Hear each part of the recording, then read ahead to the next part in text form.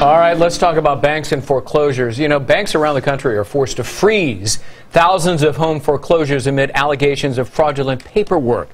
Now, some put the cost of the mess for banks at $6 billion. Well, there's a columnist now who's offering a proposal to not only handle the crisis, but also ease unemployment. Will the banks bite? Is it a good or bad idea? Cargile is founder and managing partner of WNB Private Client Services. Good to see you.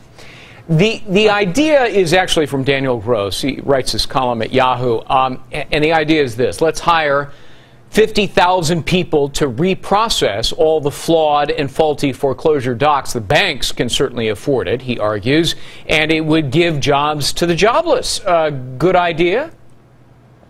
Well, it's one of those things that, you know, on the surface it looks great, and it's good to have these different ideas floating around. So it's always nice to read something like this. But unfortunately, his view is a bit uneducated.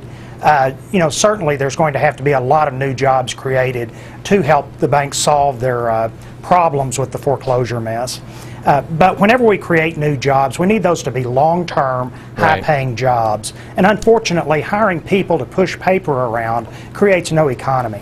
So there will be short-term jobs created, but it's not a resolution to any of the problems that we have before us right now. Right. And, you know, my goodness, you got to train those folks too. So, I mean, there's that. Right. But look, let me broaden this discussion now. This moratorium may actually be good news for delinquent borrowers. It obviously gives them time to save money and to try to come up with funds to stay current. But since 1/4 of national home sales in America are foreclosures, you know, suddenly you got all these houses that are off the market. How much damage is this moratorium doing to the housing market and in turn our economic recovery?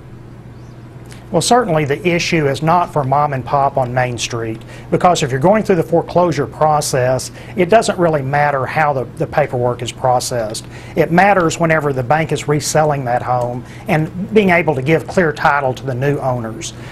Whenever we look forward and try to justify what's going on, it's certainly a bad situation that they have automated and taken a lot of shortcuts in these areas.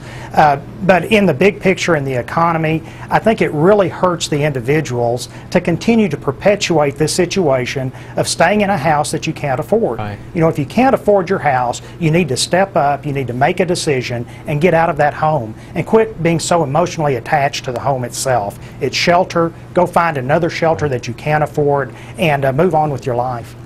What about investors in mortgage-backed securities? I recall when this thing first broke a couple of weeks ago, the Wall Street Journal was predicting that bondholders and others could suffer some $2.7 trillion in losses. Could that happen? Well, I think it probably can for the mortgage securities that aren't backed by our government-sponsored entities or by Freddie Mac and Fannie Mae.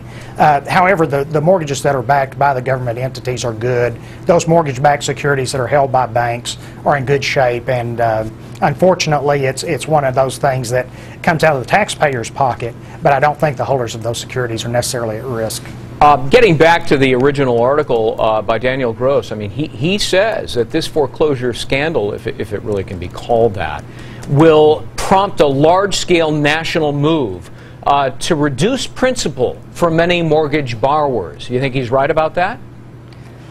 Well, I certainly hope not. I certainly feel for people that bought a house in good faith and through some situation that isn't their own, either they lost their jobs or the real estate market turned upside down, are now in dire straits. Right. However, I don't want it to be my responsibility as a prudent debt owner to have to pay off someone else's mortgage. Sure. And whenever you start forgiving these principal balances, it's coming out of our pockets. It's not coming out of thin air.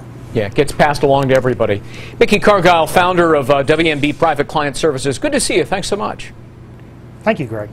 So, do you ever think to yourself, what will the future look like in 40 years?